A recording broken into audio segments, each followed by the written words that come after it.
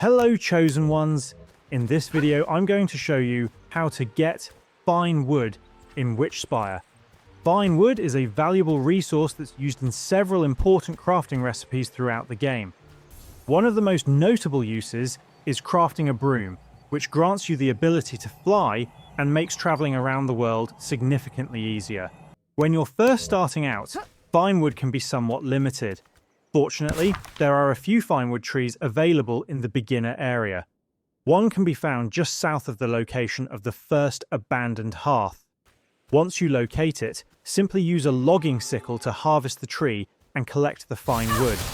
After you've crafted your broom and gained access to flight, you'll be able to reach the second island where the Witchspire is located. This area contains a much larger supply of fine wood trees, making it the ideal place to stock up on the resource. With so many trees available, you can gather all the fine wood you'll need for crafting and future upgrades without worrying about running short, and that's about it on how to get fine wood in Witchspire.